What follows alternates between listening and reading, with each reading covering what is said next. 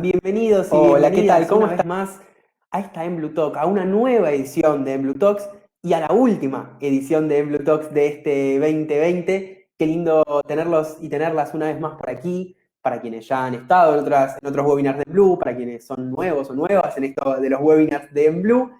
Antes de arrancar, voy a presentarme. Mi nombre es Santiago Salton, soy el analista de contenidos de Emblu para toda Latinoamérica y además hoy voy a ser su host, su moderador para lo que les decía, para la última edición de Emblu Talks, para este webinar online y 100% gratuito.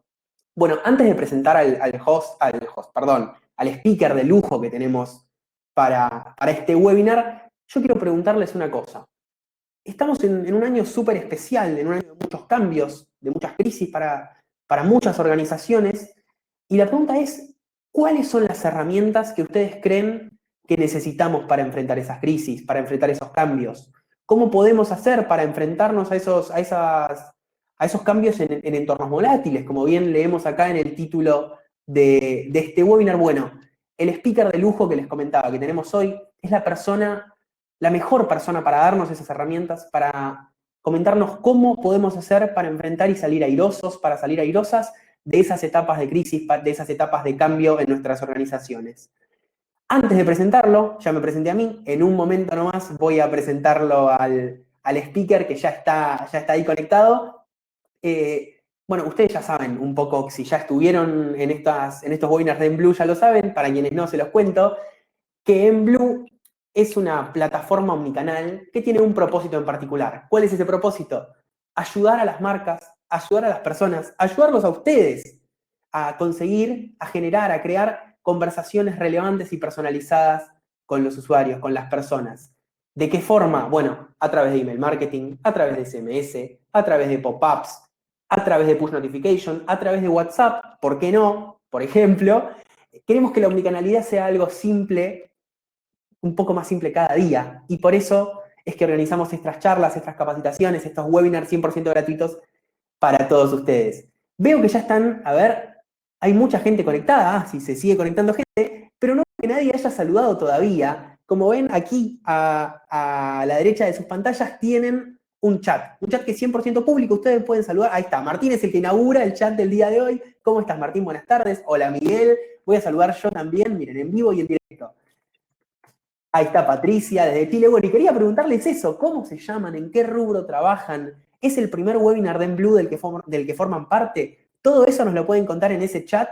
Y además, durante todo el webinar, yo voy a estar ayudándolos en esa misma sala de chat por si tienen alguna pregunta, tienen alguna inquietud para el speaker. Bueno, ahí vamos a estar anotando sus preguntas. No sean tímidos, no sean tímidas, dejen todas las preguntas que quieran y al final del webinar, al final de todo, va a haber una ronda de preguntas para que no se vayan con ninguna inquietud a casa. Bueno, ya están en casa quizás, pero que no les quede ninguna duda pendiente de esta edición de Emblu Talks.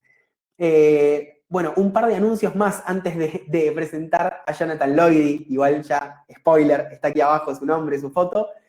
Antes de dar comienzo al webinar, ya les comenté que voy a estar acompañándolos en el chat, que pueden hacer todas las preguntas que quieran. Algo súper importante, porque suele ser una de las preguntas que nos hacen. Todos ustedes, por estar aquí, van a recibir en sus emails, los emails con los cuales se registraron, la grabación completa del webinar.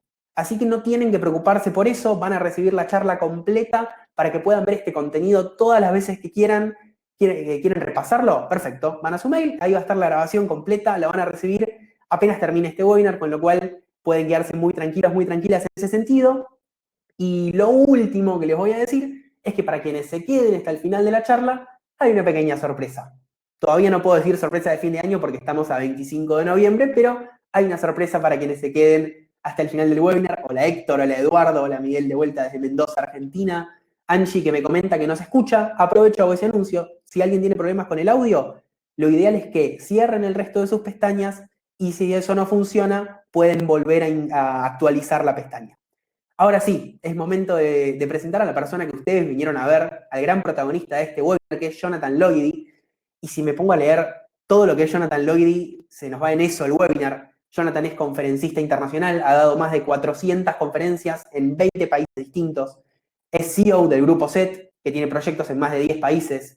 Fue director de la licenciatura en marketing de la UCALP, codirector del programa de ventas en la Escuela de Negocios de la Universidad Católica Argentina, columnista mensual en Forbes sobre estrategia organizacional, columnista de la CNN Radio y CNN Internacional. Bueno, vamos a llegar ahí porque si no, lo que les digo, se nos va el webinar comentando todo el currículum de Jonathan. Jonathan, te doy la bienvenida y dejo este webinar en tus manos.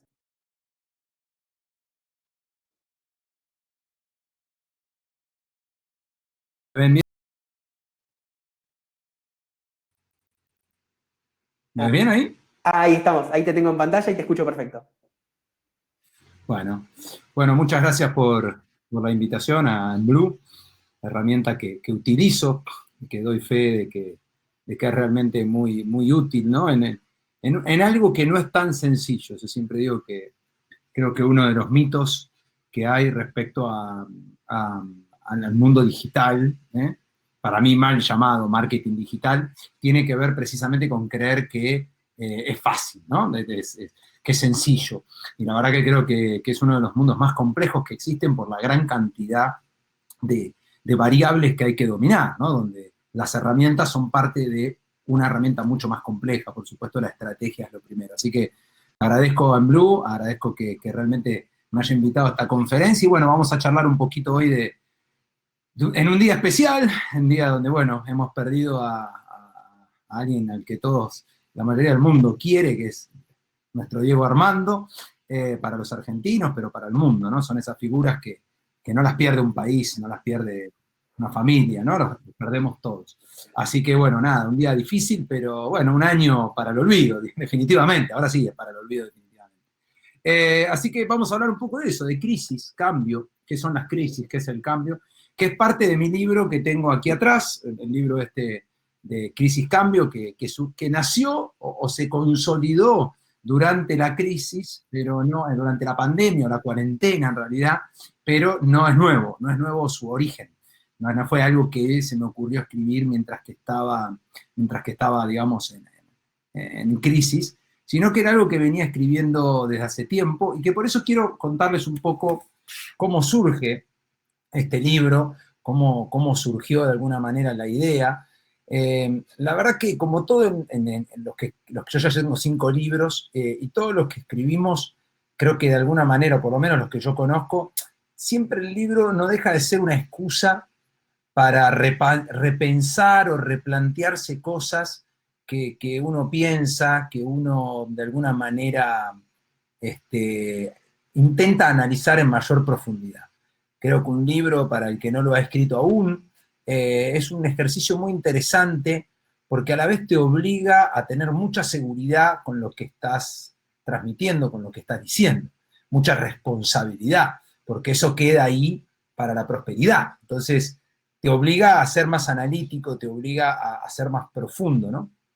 Y eso fue un poco lo que yo hice en este libro. La verdad que siempre me despertó curiosidad la palabra crisis. Tal vez un poco por ser argentino, ¿no? Y desde muy pequeño tener a la palabra crisis como algo sumamente cotidiano, sumamente normal, lo cual es triste, por otro lado, pero creo que toda Latinoamérica de alguna manera vive esta realidad. Veo gente de Ecuador, veo gente de Chile, y demás, y la verdad que creo que es la gran cuenta pendiente de Latinoamérica, es dejar de hablar tanto, por lo menos de las crisis económicas, de las crisis políticas, ¿no? Pero fíjense que si yo, y les pido que interactuemos a los que están ahí en el vivo, o los que están aquí, bueno, todos en vivo, ¿no? A que si quieren ir interactuando, yo voy a ir haciendo preguntas. Entonces ahora les voy a pedir a todos los que están ahí que escriban una definición muy breve de qué es una crisis. Escriban ahí en el chat, acá o ahí, donde quieran. Si yo les digo, dame una definición de crisis, ¿qué es crisis para ustedes? Traten de ser breves, ¿no? No me escriban una definición de 400 líneas. ¿Qué es crisis? ¿Qué es una crisis? ¿Cuál es una definición de crisis? Sin buscar en Google, ¿no? Sin buscar ahí en alguna biblioteca, simplemente lo que les sale. Bueno, muy bien, Martín acá, por ejemplo, dice conflicto. Una crisis como un conflicto. Me gusta la gente que trata de definir una palabra o con un adjetivo, ¿no? Entonces, bueno, el adjetivo de crisis es conflicto. Bueno, por supuesto que parece la palabra oportunidad de cambio, dice Igor. Llegar al borde, llegar al extremo, dice Jenny. Verónica, incertidumbre. Alguien más dice oportunidad, ¿no? Algo que es muy común. Falta de bienestar, alguien más dice. Un momento de quiebro que te desestabiliza, cambio, oportunidad. Bueno, muy interesante, dificultad, ruptura. Muy bien, muy bien. Crisis igual a transición, crisis igual a desestabilización. Bueno, bien, me gusta, me gusta. Pero fíjense que cuesta encontrar una definición de crisis. Y por lo general cuando nos dicen crisis es muy común que viajemos a una crisis para tratar de describirla, ¿no? Es como que nos dicen crisis y viajamos a una crisis. Entonces, los argentinos podemos hablar de la crisis del 2001, la crisis del 98, la crisis del 82, la crisis no sé, ahora de la pandemia, ¿no?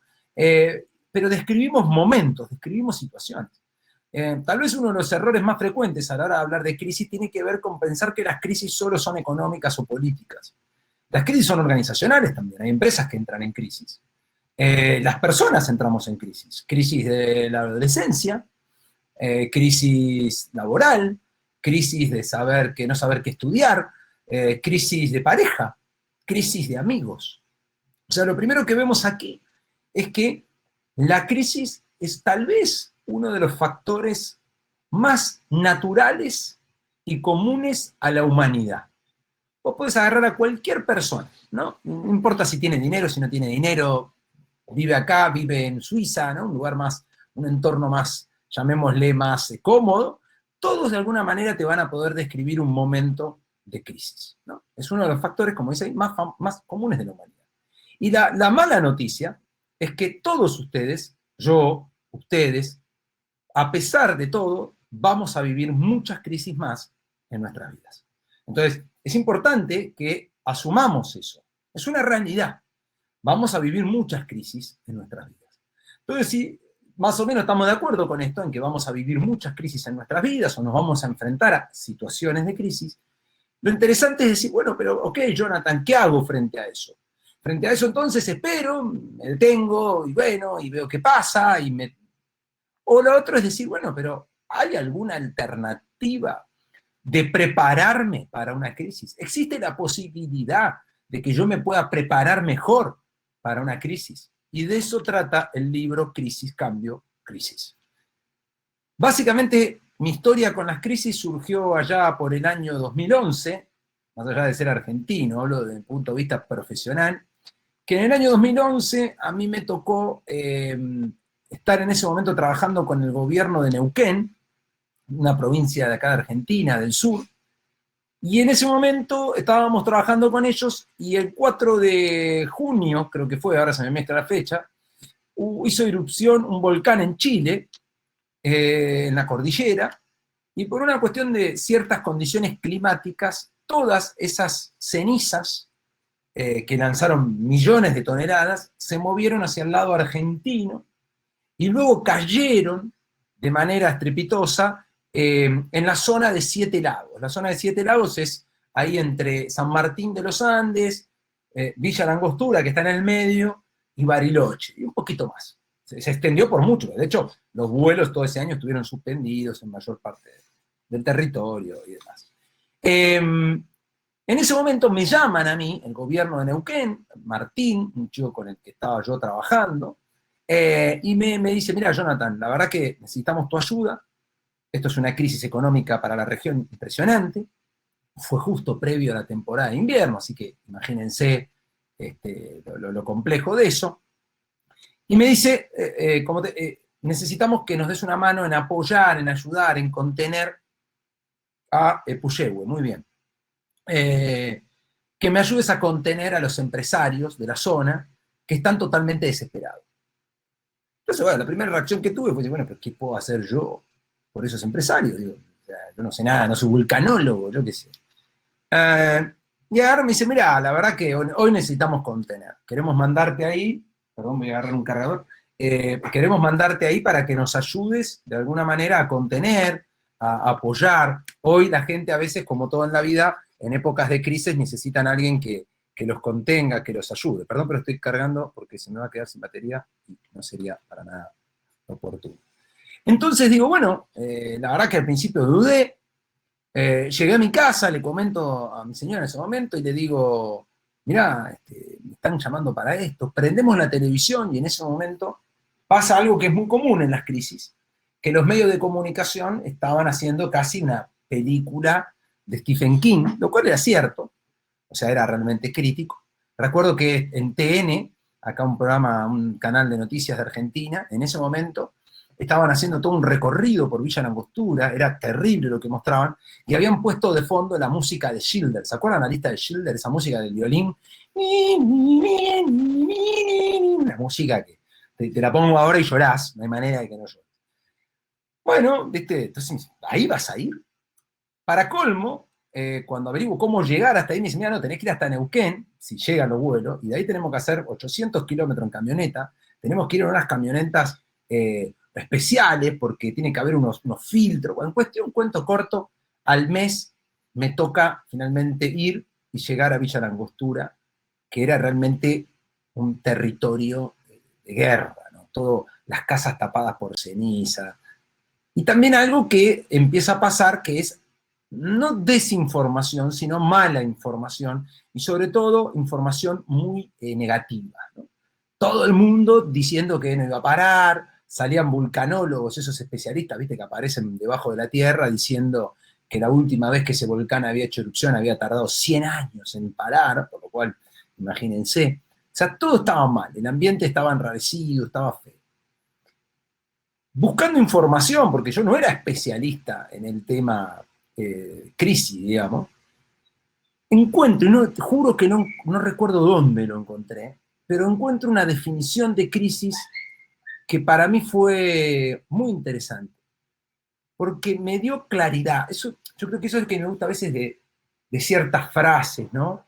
O ciertas definiciones que te ayudan a aclarar todo, ¿no? Porque estamos en una época donde hay muchas, ¿viste? Esto, citas de como dijo Steve Jobs o demás, y algunas por ahí son medio vacías o inaplicables, pero hay otras que tienen sentido. Y esta definición decía lo siguiente, decía, una crisis en realidad es un cambio brusco en las variables establecidas, que una vez que se manifiestan, limitan nuestra capacidad de reacción. Vamos de vuelta. Una crisis en realidad es un cambio brusco en las variables establecidas, que una vez que se manifiestan, limitan nuestra capacidad de reacción. O sea que en realidad, cuando hablamos de crisis, de lo que estamos hablando, en realidad es de cambio. Algo cambió. Hoy podríamos decir que muchas personas están en crisis, porque hoy nos levantamos un día normal y a las 3 de la tarde, o 2, 1, ya no recuerdo, nos dicen se murió Maradona. Una figura que algunos quieren más, otros menos, y te pone mal porque es un cambio, de repente algo cambió. O sea, es una microcrisis para las personas. Por supuesto, para su familia, para sus amigos, es una gran crisis. En realidad, ¿qué es lo que pasó? Cambió. Algo a lo que estábamos acostumbrados, por un hecho determinado, cambió. Y encima en este caso no se puede reparar, por lo cual es posible que sea peor. Entonces, si nosotros ahora ya cuando hablamos de crisis, automáticamente en lo que estamos pensando es en cambio, lo interesante de esta mirada, este cambio de óptica, ahora, es que ya tenemos algo en qué trabajar para no tener esa sensación de espero que no me toque, ¿no? Es como una cuestión casi, digamos, espiritual, ¿no? Espero que no me toque. Le rezo a algún Dios que no me toque. Entonces la cuestión ahora es decir, bueno, ok. Entonces la pregunta es, ¿qué podemos hacer respecto al cambio? Lo primero que yo creo que difícilmente uno pueda frenar el cambio. El cambio no se puede frenar. Tal vez se pueda retrasar un poco. Pero yo creo que las cosas cuando están destinadas a cambiar van a cambiar. Por lo cual, si yo no puedo frenar el cambio, tendría que lograr anticiparme al cambio. O sea, la clave es poder detectar indicios, algunos parámetros, algunas tendencias que a mí de alguna manera me den pistas de que algo está cambiando. Si yo logro ver esas pistas de que algo está cambiando, podré de alguna manera prepararme. Y cuando a mí me dicen crisis oportunidad, las crisis no es sinónimo de oportunidad. Las crisis son crisis. Punto. Y creo que hasta es una excusa, una relajación para muchos, decir crisis-oportunidad. Porque entonces si hay una crisis yo me quedo a esperar en mi casa que ya va a venir la oportunidad a golpear la puerta. Y claramente no hay que ser muy inteligente ni haber vivido mucho para darse cuenta que eso no pasa. ¿Dónde está tal vez la oportunidad? La oportunidad está precisamente en poder detectar la crisis, el cambio, prepararse, asumiendo que no todos lo van a hacer. Y una vez que el cambio se consolide, yo tengo herramientas mejores que mi competencia. Entonces, de cara al mercado, a un tercero, un observador, posiblemente diga que yo tuve una oportunidad y la aproveché. Otros dirán suerte. Y la realidad es que yo lo que hice fue trabajar el cambio, gestionar el cambio, para de alguna manera disminuir ciertos factores que creo que es una característica de esta era, que es la incertidumbre. ¿Por qué esta crisis fue tan grave en su primer momento? Porque nadie la vio venir. Nadie decía en diciembre que esto iba a pasar. El hecho de que no hayamos podido verlo venir tiene que ver con la definición que yo di. Como no lo vi venir, el impacto de la crisis es mayor, porque no me pude preparar, porque no pude estimar ningún curso de acción alternativo, ni nada. ¿Y por qué sigue siendo grave la crisis? Porque hay mucha incertidumbre. Nadie te puede decir qué día va a llegar la vacuna, ni tampoco te puede decir qué va a pasar cuando la vacuna finalmente llegue. Y ahí hay una ventana de oportunidad. Ahí hay una ventana de oportunidad. ¿Cuál es la ventana de oportunidad? Que el cambio inicial, brusco, acelerado, impredecible, que terminó generando esta crisis de nivel planetario, obviamente algunos rubros más, algunos rubros menos, pero en general todos, no se detuvo con el inicio de la crisis. Sigue habiendo cambios. Y acá viene lo que yo creo que deberíamos estar haciendo todos, que tiene que ver con tratar de detectar de manera muy objetiva, muy clara, muy metodológica, muy profunda, tal vez trabajando en equipo, mejor trabajando en equipo, qué cambios, primero, qué cambios que yo tuve que hacer en mi vida, en mi gestión, en mi empresa, en cualquiera de sus áreas, yo creo que vino para quedarse, y cuál considero que no. O sea, cuál considero que en realidad fue momentánea. Ven siempre el mismo ejemplo. El barbijo, por ejemplo, ¿no? Está claro que todos tuvimos que aprender a usar el barbijo, te guste, no te guste, respirar más lento, pero ¿qué fue? Ahora, yo creo que cuando haya una vacuna, cuando ya se pierda el miedo al virus, el virus no sé, contagie poca gente, muera poca gente, yo no creo que todo el mundo quede usando barbijo. Habrá alguien que de alguna manera seguirá usando barbijo un tiempo, porque bueno, quedó medio así tocado, digamos. Pero que el resto no. Entonces, el barbijo no es algo que vino para quedarse. Por lo menos no a largo plazo. Sí puede quedarse ahora, momentáneamente, hasta que la vacuna salga y no sé, un año más, tal vez, no lo sé. Ahora, hay preguntas que uno se puede hacer en su negocio y decir, che, pero esto del trabajo remoto, que yo, la mitad de mi gente está trabajando de la casa, o toda la gente, mi empresa están todos trabajando en la casa. Que ya lo hacíamos antes. Con lo cual ahí nosotros tuvimos una oportunidad. ¿Cuál fue la oportunidad? Que nosotros no nos sentimos incómodos con este entorno. A nosotros cambiar, en realidad, fue seguir haciendo lo mismo.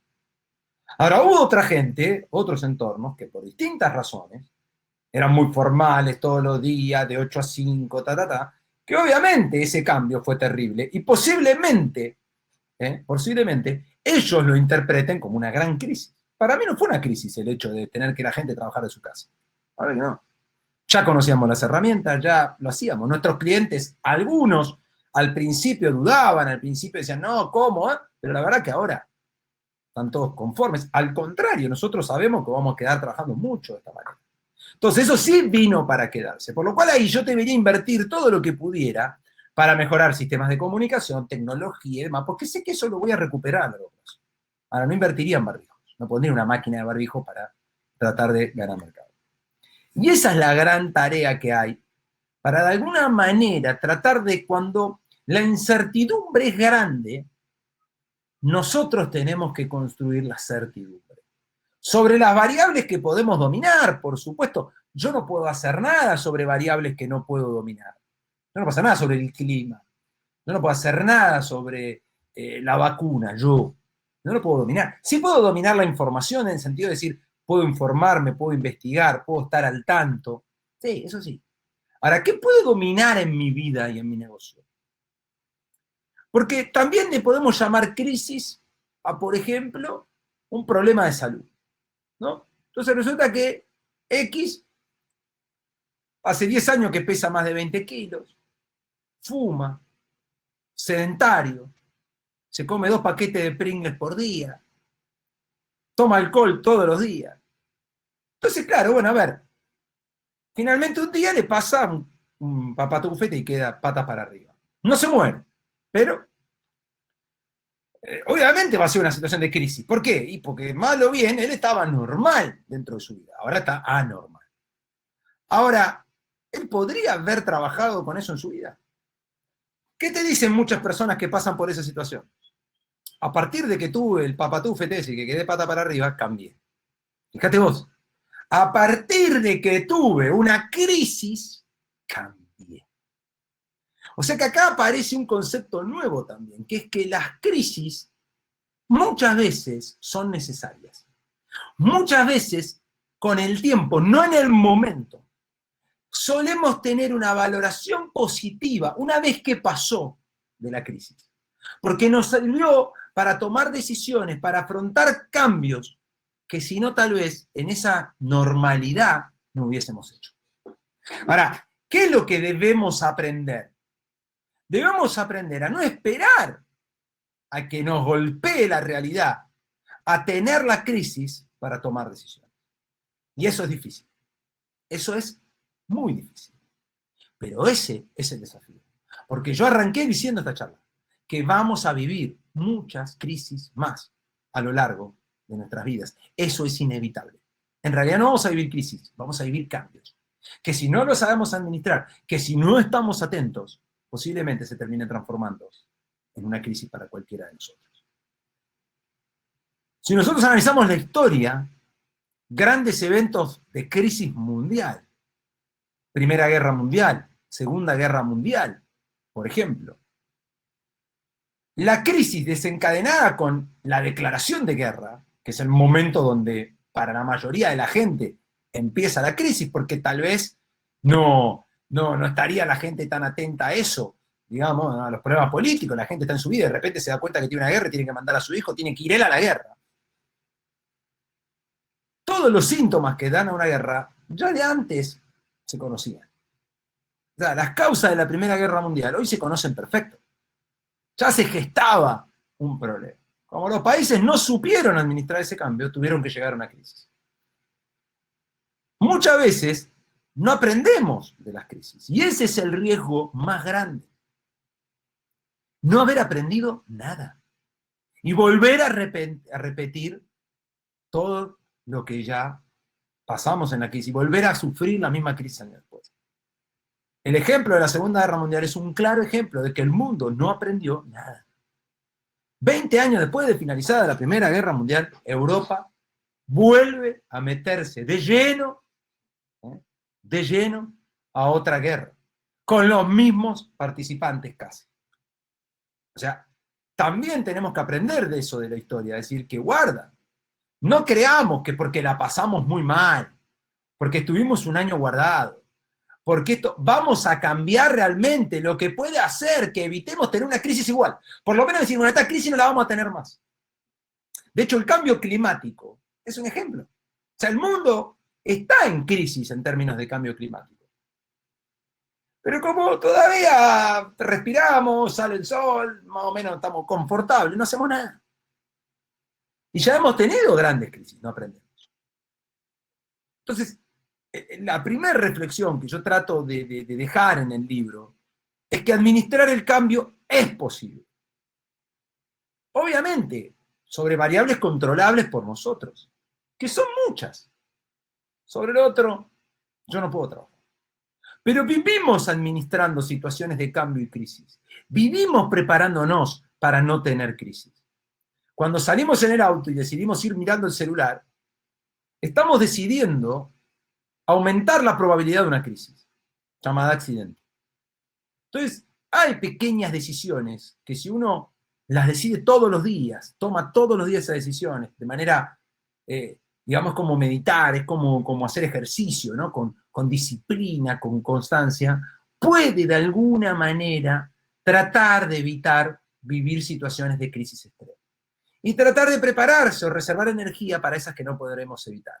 Una tragedia, una enfermedad que no tiene causas, digamos, que uno puede evitar. Y ahí, bueno, de alguna manera, en un promedio estadístico, podríamos decir que las personas que aprenden a gestionar el cambio, que de alguna manera disminuyen la cantidad de crisis en sus vidas o el impacto de ellas, pueden estar más cerca de algo parecido a la felicidad. Así que de eso habla el libro. El libro también propone, plantea que para que a nivel organizacional, porque bueno, un poco mi métier particularmente tiene que ver con el mundo de la empresa, entonces hago una reflexión inicial junto a Mariano Vinocourt, que es quien escribe conmigo en el libro, un gran aporte, hago una reflexión de alguna manera a nivel personal, pero luego hago una reflexión a nivel organizacional. Y básicamente lo que quiero dejarles hoy es, ahora después voy a responder ahí las preguntas que están haciendo en este chat o en cualquiera, y decir, para que en una organización, a ver, si vos me decís, ustedes me dicen, Jonathan, pero está bien, ok, ya entendí, ahora, ¿cómo hago para tratar de tener una organización que de alguna manera esté más preparada para enfrentar los cambios? Y me dice, y diría, bueno, hay que ver dos factores. El primer factor es qué tipo de organización tenés. El segundo factor es tu equipo. Porque en una organización, a diferencia de una persona, que puede tener una organización familiar, digamos, pero una persona, los errores que uno comete impactan en uno por lo general, tal vez en un círculo un poquito más amplio. En una organización, la toma de decisiones, la gestión es más amplia. Cuando hablamos de organizaciones, hay dos cosas que hay que ver. Yo me diría, que de hecho es lo que nosotros hacemos en consultoría, que es lo que hacemos la mayor parte del tiempo. Lo que yo haría es decir, bueno, a ver, midamos dos cosas. Por un lado tenemos que medir la gestión, entendiendo la gestión como cómo llevamos adelante nuestro negocio. Somos prolijos, tenemos buena información, tenemos una buena organización en general, tenemos buenos indicadores de gestión, ¿o no? Y en el otro aspecto, medir nuestra gestión del cambio en términos de innovación. Somos una empresa proactiva, somos una empresa que está todo el tiempo buscando alternativas de mejora, somos una empresa cerrada, una empresa conservadora, que le cuesta mucho cambiar, ¿no? En función de lo que te dé eso, ponerle de 1 a 10 en cada uno, empieza a haber 4 perfiles de empresas. El primer perfil de empresas es el que se lo conoce como en decadencia, que son empresas que posiblemente la estén pasando muy mal ahora, si no murieron, que son empresas que no solo no saben gestionar bien, o sea, que tenían problemas estructurales, organizativos, de número, un quilombo, sino que a la vez tampoco son innovadores. O sea, son muy conservadores, están haciendo lo mismo hace 20 años. Todas esas empresas están en decadencia.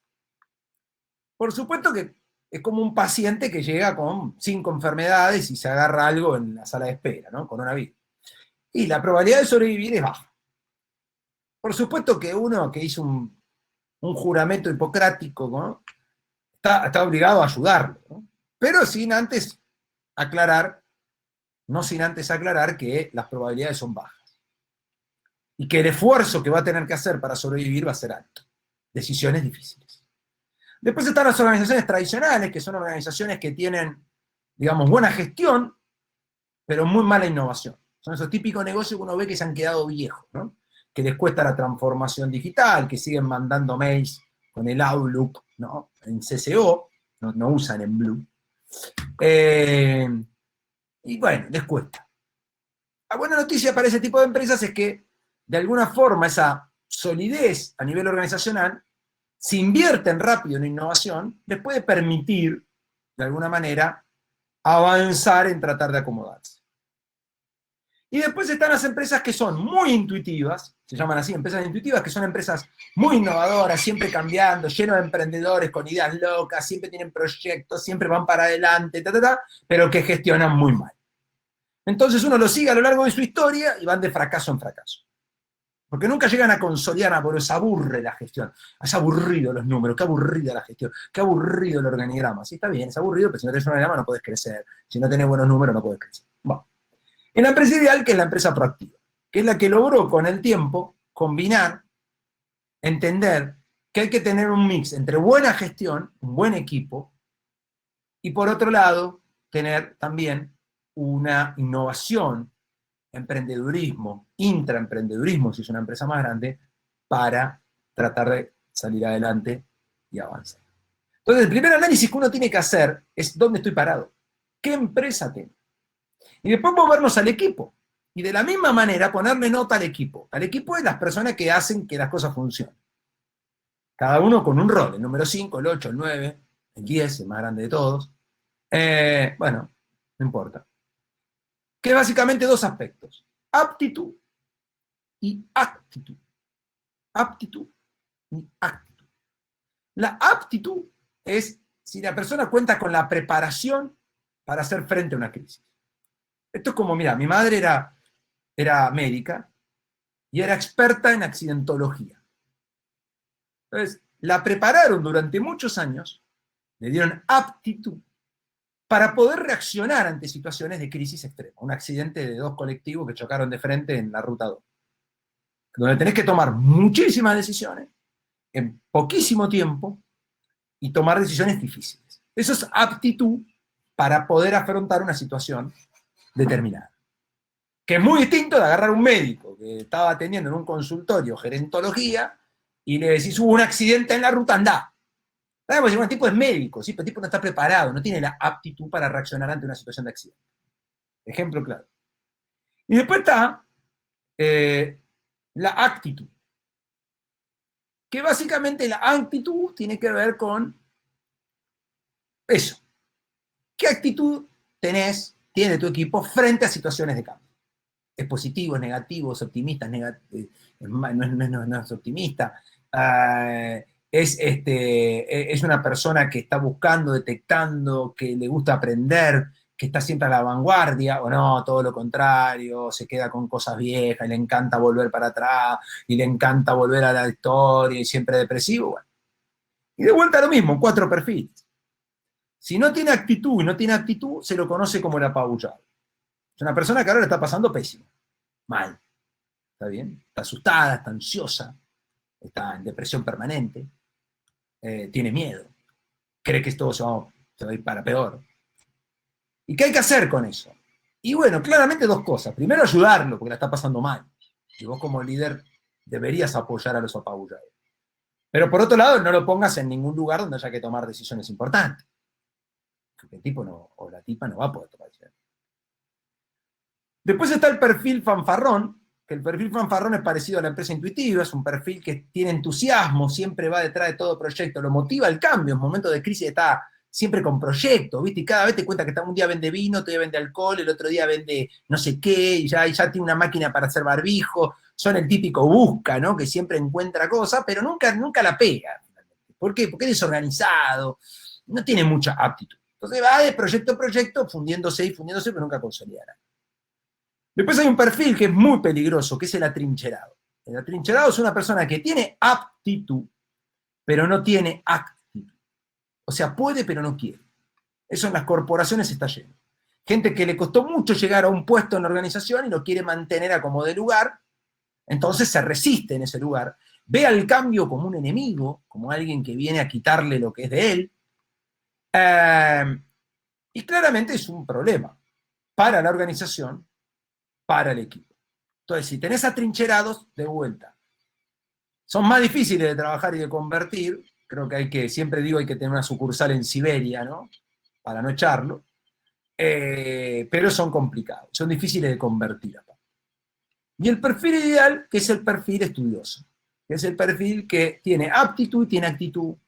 Es una persona que de alguna manera pregunta, indaga, estudia, quiere entender, analiza, valora la diversidad, les gusta generar equipo. Bueno, esas son las personas que deberíamos tratar de tener en nuestra organización si queremos tener éxito a largo plazo. Y ahí está un poco, para terminar con la charla y abrir a las preguntas, ahí está un poco el sentido de este libro, que hay mucho material, hay muchas herramientas, esto que yo les conté, hay un test también para hacer, para autoevaluarse uno, si tiene o no tiene aptitud para el cambio, bueno, en fin, hay varias cositas interesantes en el libro, creo yo, como para por lo menos tratar de prepararse mejor para dominar de alguna manera las situaciones de crisis y gestionar el cambio, y sobre todo tratar de disminuir la incertidumbre. Sobre todo para aquellos que lideran equipos y demás, que es un rol fundamental del líder, ¿no? De dar tranquilidad, de siempre tener un plan, de siempre tratar de contrastar situaciones de incertidumbre con información, o por lo menos con la motivación de ir en búsqueda de una solución. Así que bueno, muchas gracias, he querido compartir estos minutos con ustedes. Gracias Santi ahí de Blue por haberme invitado, y a Daniel, por ejemplo, Soldán, por supuesto, gran amigo y emprendedor, incansable, y uno de los CEO, o el CEO de la compañía, así que muchas gracias en Blue por confiar. Y bueno, abro un poco el juego para que también interactuemos con la gente que ha estado activa, pero he respetado la norma de esperar hasta el final para responder. Espectacular, espectacular, Jonathan, la charla, súper atenta a la gente, súper atento yo también desde aquí. Vamos a pasar entonces a las preguntas. Como dijimos, antes voy a hacer un pequeño paréntesis, que seguramente vos también recordás, que al comienzo del webinar comenté que para quienes se quedaron hasta el final, que somos un montón, que nos quedamos, bueno, obviamente las personas que se quedaron hasta el final, había una pequeña sorpresa. Una pequeña sorpresa, no de fin de año porque todavía falta más de un mes, pero una sorpresa para aquellos y aquellas que se quedaran. Y va a aparecer en pantalla esa sorpresa, vamos a compartir, y ya la estamos viendo. Y hay una pregunta, ¿no?, que ronda ahí, que es, ¿y si los clientes pudieran contactarte por WhatsApp directamente desde OnSite? O sea, invitar a los consumidores, a las personas, a que se contacten con nuestro negocio directamente a través de WhatsApp y que sean ellos los que arrancan la conversación en lugar de tener que ir nosotros a tocar su puerta. Bueno, esto se puede hacer ahora, esto se puede hacer desde OnSite, que es la nueva herramienta de Blue para crear pop-ups personalizados, esos cartelitos que aparecen en pantalla en nuestro sitio web. Y la verdad es que los resultados que venimos manejando en este tiempo, desde que se lanzó OnSite hace apenas un par de meses, nos sorprendieron inclusive a nosotros mismos que teníamos mucha fe en la herramienta. Así que nada, les recomiendo a todos y a todas las que están acá que tienen esta oportunidad de aprovechar OnSite, de descubrir este tema de los pop-ups de WhatsApp. Todos aquellos que tengan un sitio, un e-commerce, que quieran que los clientes toquen su puerta, bueno, aprovechen esta oportunidad, es un consejo que les doy desde Blue y a nivel personal. Hagan clic, es un clic, van directamente a la página de OnSite, pueden ver un poco más de qué se trata y bueno, nada, descubrir directamente de qué va OnSite, se los recomiendo totalmente. Veo que, bueno, muchas personas ya de las que estamos acá se están dando cuenta de que vale la pena, me alegro un montón. Y ahora sí, ahí está Jonathan, no olviden seguirlo en Instagram a Jonathan también, @JonathanLoidy, sin H por lo que veo, también obviamente. Y vamos a las preguntas, como dijimos al comienzo también, dejaron varias preguntas los asistentes, un chat súper activo, y una primera que dejó Leandro, y voy a presentarla en pantalla. A ver, la pregunta de Leandro, que está buenísima, es ¿cómo entrar en acción rápido ante una crisis cuando estás paralizado y no sabes para dónde arrancar? Las crisis suelen agarrarnos muchas veces así, con poco tiempo para reaccionar. La pregunta para vos, Jonathan. Bueno, creo que eso es parte de la enseñanza para el futuro. Digo, por ahí no, yo trato de, a ver, está bueno reflexionar acerca de qué nos pasó, cómo llegamos hasta acá, pero creo que es más interesante ponerse a entrenar a futuro, ¿no? Entonces te diría que Leandro, para que no te vuelva a pasar esto, hay que entrar en acción antes de la crisis, con la gestión del cambio para tratar de evitarla. Y después trabajar mucho la actitud. Esto se entrena, ¿no? El manejo de crisis, que básicamente es, primero que nada, buscar información de calidad, que es un gran problema, un grave problema, si pensamos en general, cuando uno está ante una situación de crisis, ¿no? Mucha desinformación, los medios que no ayudan, yo que de alguna manera he estado bastante en los medios en estos últimos años y he estado en las mesas de producción, ¿no? Previa a ¿cómo llamaste? A la salida al aire, y no debo contar el secreto de que siempre hay tres tipos de noticias arriba de la mesa. Una buena, una más o menos buena o mala, una más o menos, y una mala. Y por una cuestión de la lógica de la televisión, del rating y demás, casi siempre se elige la mala. Entonces, claro, cuando uno está todo el tiempo, porque parte de la incertidumbre te lleva a buscar información, querés saber qué pasa, pero vos sabés que los medios de comunicación, y acá no es una cuestión de ni C5N ni TN, no, en general, creo que esto es bastante común, no hay manera de que uno no entre en un estado cuasi de depresión, porque claro, todo es malo. A ver, fíjate que, por ejemplo, con esta crisis, los primeros 4 meses, solo se contaban los contagiados y los muertos. Nadie contaba los recuperados, que siempre eran más. A ver, yo no estoy diciendo que uno haya que anular uno, no, hay que dar toda la información. Gente que dice una cosa, gente que dice. Entonces digo, una de las formas para reaccionar rápido, esto te lo dice la teoría de crisis y manejo de crisis, es tener buena información. Nunca sabes cuál es la buena y cuál es la mala. Bueno, tratar de buscar varias fuentes y demás, tratar de mantenerte tranquilo, analizar, hacer rápidamente un estado de daño, es decir, sobre todo en el primer impacto, que es cuando uno no lo vio venir, es como un huracán que apareció de la noche a la mañana, ¿no? Entonces, rápidamente hacer una evaluación de daños, así se manejan las crisis, por ejemplo, en un barco o en un avión, o lo que fuera, tratar de mantener la calma para no entrar en pánico, sobre todo si sos líder, porque vos no te olvides que cuando vos sos el líder, el dueño, el director, todos te están mirando a cómo reaccionas vos, por eso el capitán del barco no puede salir como loco, ¡ah! Porque te tiran todo al agua. Que eso no significa que vos tengas todas las respuestas, que eso no significa que vos tengas la fórmula, pero vos sos el encargado de alguna manera, tratar de encontrarla. O sea que para terminar la respuesta, entrenamiento. Si yo ya te dije que vas a tener muchas crisis en tu vida, deberías prepararte para cada crisis que te toque vivir, que en realidad ya dijimos que es un cambio, reaccionar un poquito mejor. Si no haces nada, cualquier crisis puede ser la última para tu organización, tu vida o tu familia. Perfecto, clarísima la respuesta, Jonathan. Aprovecho para contestarle a Susana, que veo que pregunta allí si vamos a enviarle la presentación. La respuesta es sí. Todos y todas las que quienes están aquí en esta Emblu Talk van a recibir en su email, el email con el cual se registraron, van a recibir la grabación completa como para que puedan repasar este contenido que está bárbaro todas las veces que quieran. Así que la respuesta, si alguien más se lo estaba preguntando, la respuesta es sí. Pasamos a otra pregunta que dejó Laura, una pregunta larga que está buena también. Ahí está. Dice, bueno, creo que una de las cosas más importantes es estar preparado tecnológicamente. Vos hablabas de prepararse bien y ella habla del aspecto tecnológico. Y dice, fue la falla que tuvieron muchas empresas que lamentablemente no pudieron ir a la modalidad home office sin causar ningún efecto colateral. Después hablábamos con ella. ¿Cuáles serían tus reflexiones en relación a esto que comentaba Laura? ¿Te parece que es efectivamente así, que el problema de muchas empresas fue no poder adaptarse a este cambio tecnológico? ¿Y en qué te parece que sacaron ventaja quienes sí pudieron hacerlo? Dice que la adaptación tecnológica tiene dos aspectos. Un aspecto cultural, ¿no? Generacional, pero cultural, porque a veces ya no es tan generacional, ¿no? Vemos gente muy mayores de 60, 70 que son sumamente abiertos a adaptarse al cambio tecnológico, y capaz que un chico de 30 que no. O sea, creo que tiene que ver con una cultura de apertura, ¿no? De estar dispuesto a aprender, que no es fácil, estar dispuesto a mejorar, a cambiar. Y después hay una cuestión que creo que es la más positiva de todas, lo cultural es complejo de revertir, creo que hay que apoyar, hay que ayudar en eso. Ustedes hacen un esfuerzo desde la comunicación, desde la capacitación.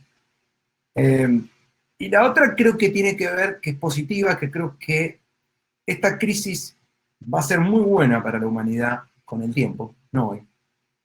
Hoy es difícil que uno diga, ay, qué bueno, salvo el que le salió muy bien de casualidad o porque hizo algo realmente, que es que avanzamos o nos pusimos a tiro todos, más o menos, con la tecnología que tal vez hubiese demorado mucho. O sea, mi abuela hoy de 94 años hace videollamadas por WhatsApp con video. O sea, te muestro el extremo de la adaptación, ¿no? Que tal vez de otra manera no lo hubiese hecho. Y así también las empresas, ¿no? Los primeros 2 o 3 meses, bueno, la mayoría de la gente no sabía lo que era Zoom, escribían mal Zoom. Y posiblemente no sabían que era el Meet tampoco, o que había videollamadas. Y también es positivo porque hoy es muy accesible.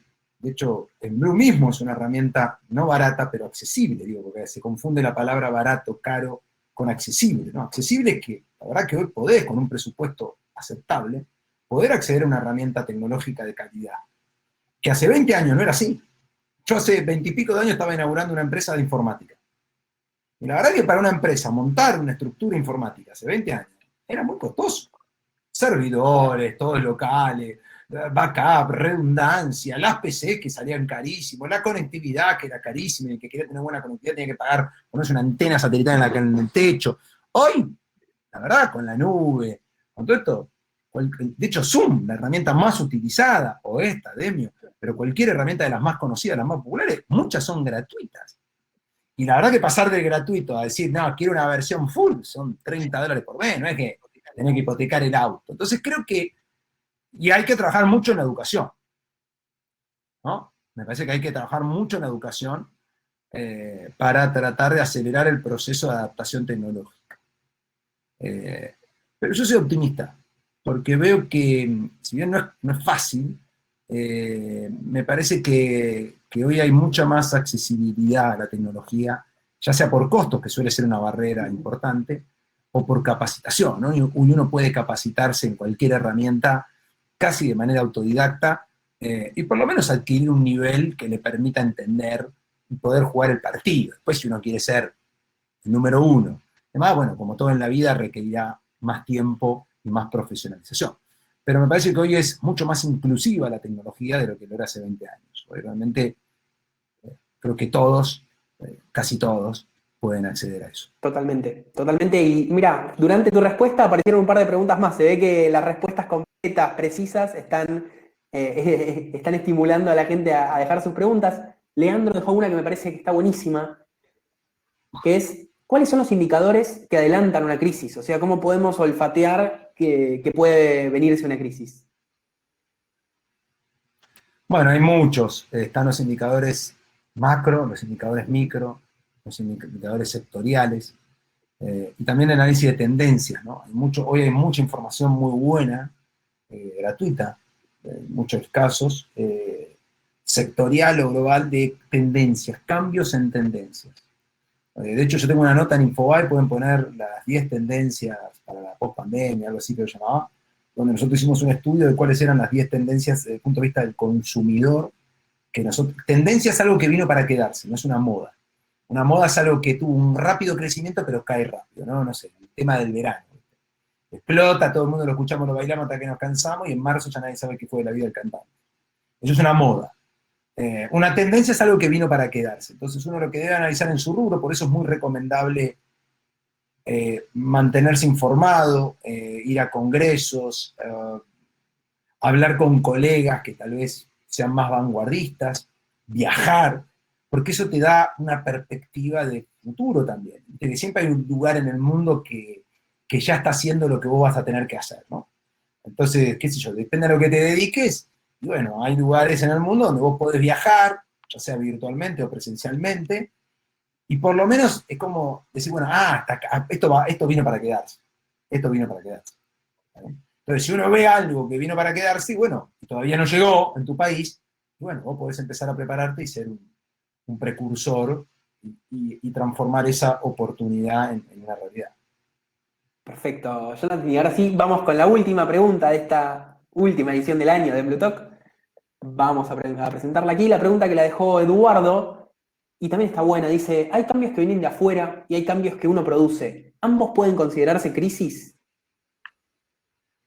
Sí, vamos, a eso le voy a poner definición, no para corregirte, Eduardo, sino para contribuirte. A eso se lo llama controlable y no controlable, si querés.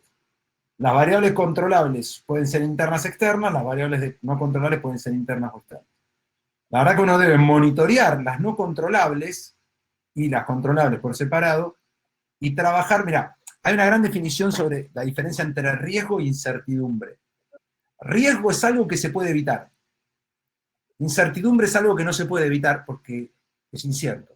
Ibas caminando por Florida y no sé qué, y siempre cuento esta historia, ¿no? Por trágica, una noticia. Un pibe iba caminando por Florida y no sé, y Corriente, ponele. Y de repente una mina en un edificio, piso 15, que se estaba haciendo un bife a la plancha, ¿viste esa plancha bifera que son así de ancha y así? La limpia y la pone a secar en la ventanita, ¿viste? Que en la cocina tenés la ventanita. Cuando la apoya se le va para el otro lado. Justo el pobre pibe que iba caminando por ahí se cruza en la trayectoria de una sartén de 15 pisos, de 4 kilos, con una inercia de 4G, y le pega acá, le vuela la mitad de coco, que sobrevivió el pibe. Eso es lo más interesante del final, que le voló la mitad de la cabeza y el pibe le puso una placa y estaba hoy, no sé, jugando al fútbol. Claramente eso es incertidumbre. ¿Cómo carajo el placo? Posiblemente ahora se prepare, no camine más pegado a los edificios, camine por el medio de la vereda, no sé. O caminará abajo del hall, ¿no? Imagino. Pero eso la verdad que, ¿qué se dice de la incertidumbre? Que no vale la pena invertir mucho en tratar de estimar la incertidumbre o el caos, la teoría del caos de Lorenz, ¿no? Porque de alguna manera vas a perder tanto tiempo que no vas a hacer nada. Entonces, ¿dónde tenés que poner los recursos? En disminuir el riesgo. Que uno lo hace en la casa, digamos, ¿no? Vos tenés un nene y, bueno, le ponés tapita a los enchufes, tratás de comprar una térmica y un disyuntor. Entonces, de esa manera, vos vas achicando el riesgo. Entonces, si vos sos muy bueno achicando el riesgo, o sea, de alguna manera trabajando sobre lo que podés controlar, bueno, a largo plazo vas a tener una vida más placentera, por lo menos, o menos riesgosa, y la incertidumbre quedará, que es como esa ruleta que se tira todos los días, como este pibe que tocó hoy, te llevas una bifera en la cabeza. Bueno, esas cosas pueden pasar, digamos, ¿no? Pero no vale la pena que uno se prepare a analizar la teoría de la bifera, la trayectoria, la inercia, porque va a ser mucho tiempo y no vas a hacer nada. Porque hay que tener algo en cuenta, cuando uno vive con mucho miedo, o quiere de alguna manera prever todo, no hace nada. Y eso es lo peor. O sea, la idea no es no hagas nada. Porque si vos te volvés un análisis total, no accionás. Y hoy es un pecado capital en una empresa. Hoy lo que se muestra la agilidad es que vos tenés que estar en movimiento todo el tiempo para precisamente tratar de detectar esos cambios, adaptarte rápido, probar, equivocarte, ¿no? Bueno, nosotros hablamos mucho de agilidad en el libro este, porque claramente es una de las herramientas que más ayuda a mejorar el entorno de incertidumbre. Perfecto. Me hiciste acordar de alguna película que habla un poco de esa cuestión de la incertidumbre, el azar, la pelota de tenis que va de un lado, cae del otro. El efecto Claro, mariposa se llama eso, sí. Eso se llama el efecto mariposa, la teoría del caos de Lorenz. El aleteo de una mariposa en Hong Kong, en Nueva York, genera un tsunami en Hong claro, Kong. claro. Jonathan, ha sido un verdadero placer, espectacular toda la presentación. Calculo que la gente también la habrá pasado muy bien, que la va a poder aprovechar. Recuerden, ahí va, saludos Jonathan también en el chat. Recuerden que van a recibir todas la charla en sus emails. Jonathan, te dejo que te despidas. Bueno, gracias chicos, gracias en Blue. Sigan aportando a hacer más simple y más entendible el difícil mundo de los negocios, y en su caso del mundo digital. Creo que es un gran aporte porque creo que es una de las mayores contribuciones que podemos hacer a la desigualdad, que sigue siendo la gran cuenta pendiente de los sistemas en los que estamos, ¿no? Que ninguno lo ha podido resolver, y que básicamente, cuando hablamos de igualdad de oportunidades, yo creo que es igualdad de acceso. Después cada uno decide, ¿no? Pero si a mí me dan, todos contamos con las mismas cartas, uno la puede barajar mejor, uno la puede barajar peor, y ahí empieza un poco el ser humano. Pero si yo ya me arranco con las cartas en la mano, es difícil, no tengo nada para barajar.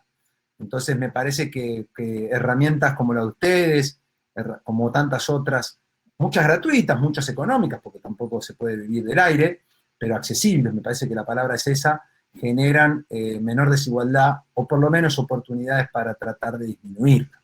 Y que creo que ese es el factor. Creo que hoy es un mundo ideal para emprender, es un mundo ideal para las pymes, porque por primera vez tenemos las herramientas para competir de igual a igual con los grandes. Y eso es inédito en la historia de los negocios. Así que nada, de alguna manera invitarlos a seguir mejorando, a seguir aprendiendo, a seguir entendiendo, comprendiendo lo más que puedan, porque eso les dará una herramienta que es la mejor herramienta para defenderse de cualquier opresor. Así que vayan para adelante y sigan aprendiendo. Gracias en Blue y nos vemos cuando ustedes quieran. Gracias, Jonathan. Muchas gracias a todos, a todas las que participaron de esta última edición del año de Blue Talk. Nos vemos la próxima. Gran abrazo.